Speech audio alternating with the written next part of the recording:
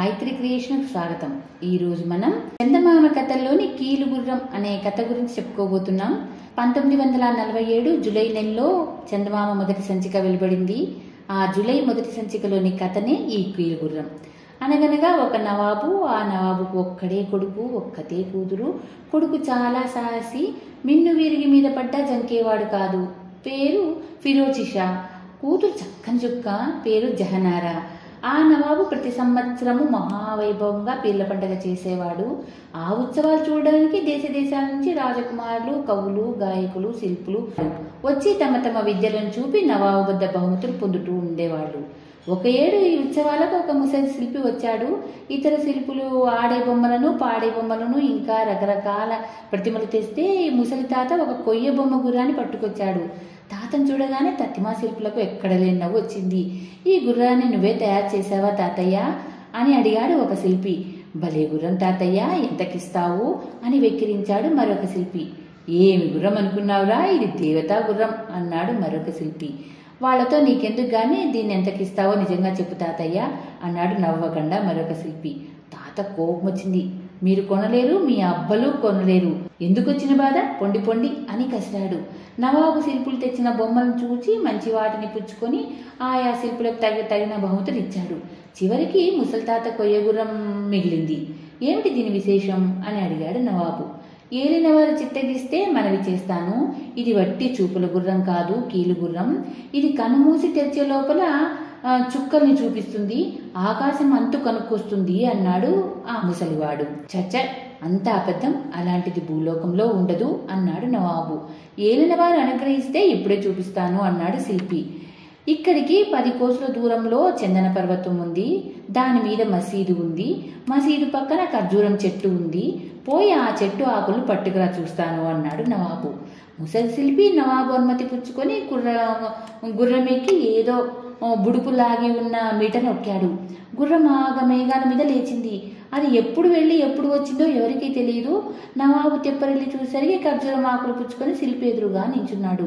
నవాబుకు ఎలాగైనా ఆ గుర్రాన్ని సంపాదించాలనిపించింది. నీకేమి కావాలన్నా కోరు, ఇస్తాను అన్నాడు. నాకు ఈ గుర్రం మాత్రం ఇవ్వు అన్నాడు. కుమార్తెను నాకిచ్చి పెళ్లి చేయండి అన్నాడు శిల్పి. అంతా తెల్లబోయారు. శిల్పి 3 కాళ్ల ముసలి, అందులో పగలు చూస్తే రాత్రి కల్లోకి వస్తాడు. అలాంటి వాడికి చూస్తూ చూస్తూ చక్కని చుక్క 16 ఏళ్ల బాలను ఎలా ఇవ్వటం? నవాబు ఆలోచించసాగాడు. నవాబు కొడుకు ఫిరోజ్ షా అన్నాడు, నీవు గారడీ చేశావో లేక ఆ గుర్రానికి ఆ శక్తి ఉందో తెలియదు.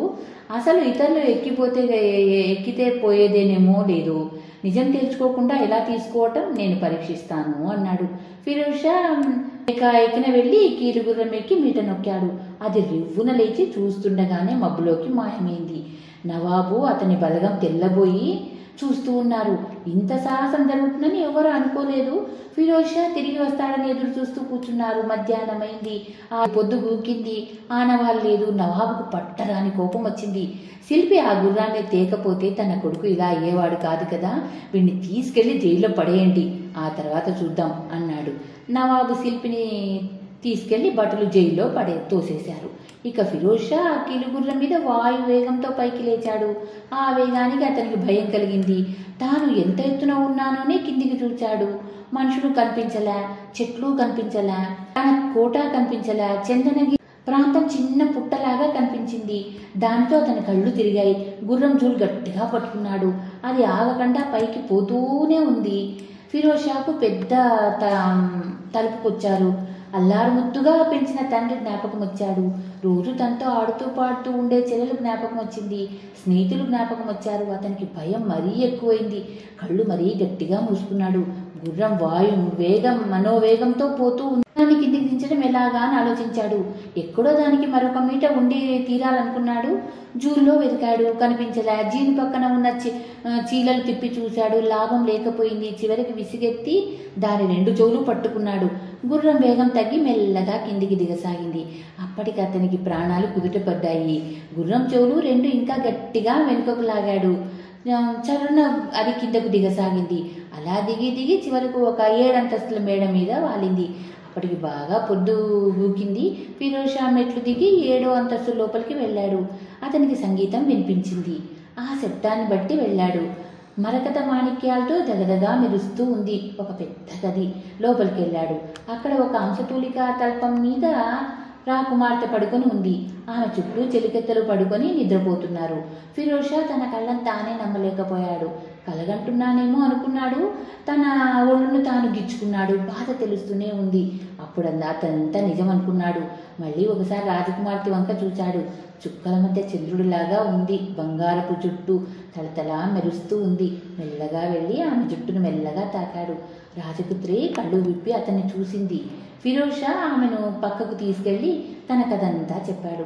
తనతో పర్షియాకు వచ్చి తనను పెళ్లాడవలసిందని ప్రార్థించాడు. వంగరాజపుత్రి కూడా అతన్ని ప్రేమించింది. రెండో వారికి చెప్పకుండా అతని వెంట బయలుదేరింది. ఇద్దరు కీలుగుర్రం ఎక్కి పర్షియాలో తమ పట్టణం ముందు వాలారు. మేళతాళాలు బాజాబంత్రులు లేకుండా కొత్త పెళ్లి కూతుర్ను అంతఃపురానికి తీసుకెళ్ళడానికి ఫిరోజ్ షా మనసొప్పలేదు. రాజపుత్రికను ఇప్పుడే వస్తానని చెప్పి ఆమెను గుర్రాన్ని అక్కడ తోటలో బంగ్లాలో దింపి ఒక్కడే ఇంటికి వచ్చాడు. నవాబు సంతోషానికి మేర లేకుండా పోయింది. వెంటనే శిల్పిని విడుదల చేయించాడు. రాజపుత్రిని తీసుకురావటానికి ప్రయత్నాలు ప్రారంభమయ్యాయి. ఈ సంగతంతా శిల్పి విన్నాడు. గుట్టు చప్పుడు కాకుండా రాజకుమారి దగ్గరకు వెళ్ళి మిమ్మల్ని గుర్రం మీద అంతఃపురానికి తీసుకురమ్మన్నారు అన్నాడు. ఆమె నమ్మి కీలు గుర్రం ఎక్కి అతని వెనుక కూర్చుంది. శిల్పి మీట నొక్కాడు. గుర్రం రివ్వున లేచిపోయింది. మేళతాళాలతో రాజపుత్రికి ఎదుర్కోలు ఇవ్వడానికి వచ్చిన పరివారం జరిగిన మోసం తెలుసుకుంది. ఈ వార్త విని ఫిరోజ్ షా దిగులు పడ్డాడు. రాజపుత్రిక లేక తాను బతకడం కల్లా అనుకున్నాడు. ఎలాగైనా ఆమెను తిరిగి తీసుకురావాలని నడకన బయలుదేరాడు. శిల్పి గుర్రం ఎక్కి పోయి గ్రీసు దేశంలో ఒక మైదానం మీద దిగింది. రాజకుమారి శిల్పి చేసిన మోసం తెలుసుకొని ఏడవసాగింది. ఆ ఏడుపు వేటకు వచ్చిన గ్రీసురాజు చెవులపడ్డది. అతడు చప్పున వచ్చి జరిగిన మోసం రాజపుత్రిక వల్ల విని శిల్పి తల నరికేశాడు. గ్రీసురాజు కూడా వంగరాజపుత్రిక మీద ప్రేమ ఏర్పడింది. ఇది ఏమాత్రం ఆమెకి ఇష్టం లేదు. రాజు బలాత్కారం నుంచి తప్పించుకోవటానికి పిచ్చి ఎత్తినట్లు నటించసాగింది.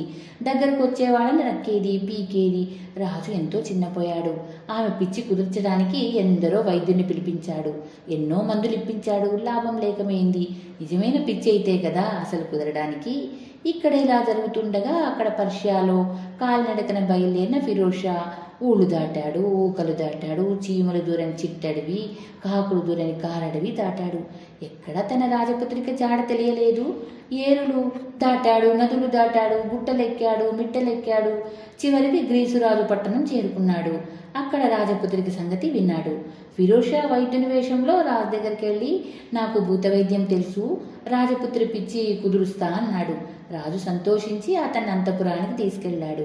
కొత్త వైద్యుని చూడగానే రాజకుమారికి పిచ్చి కొంచెం తగ్గింది. రాజా, ఈ అమ్మాయికి ఒక కీలుగుర్రం మూలాన ఈ వ్యాధి కలిగింది. ఈమెను ఆ గుర్రం మీద ఎక్కించి చుట్టూ గుగ్గిలం ధూపం వెయ్యాలి, మంత్రాలు చదవాలి. అప్పుడు గాని ఈ వ్యాధి పూర్తిగా పోదు. 10 ఏళ్ల గడువిస్తే కీలుగుర్రం చేస్తాను అన్నాడు ఫిరోజ్ షా. ఈ భాగ్యానికి 10 సంవత్సరాలు ఎందుకు? మన దగ్గర ఒక కీలుగుర్రం ఉంది, దాంతో చికిత్స చెయ్యి అన్నాడు రాజు. ఫిరోజ్ షా పాచిక పారింది. రాజకుమార్ని కీలుగుర్రం ఎక్కించి చుట్టూ దట్టంగా గుగ్గిల ధూపం వేయించాడు. ఆ పొగ తెరలతో తాను కూడా కీలుగుర్రంపై ఎక్కాడు. మీట నొక్కాడు. వాయు వేగంతో కీలుగుర్రం ఆకాశంలోనికి ఎగిరిపోయింది. ఫిరోజ్ షా బెంగాల్ రాకుమార్తో క్షేమంగా ఇంటికి వచ్చి చేరాడు. వారిద్దరికీ వైభవంగా పెళ్లి జరిగింది. పెళ్లి నాటి రాత్రి బెంగాల్ రాకుమారి కీలుగుర్రాన్ని తగలబెట్టింది. దాంతో వాళ్ళ కష్టాలు తీరిపోయినాయి. హాయిగా రాజ్యం ఏలుకుంటూ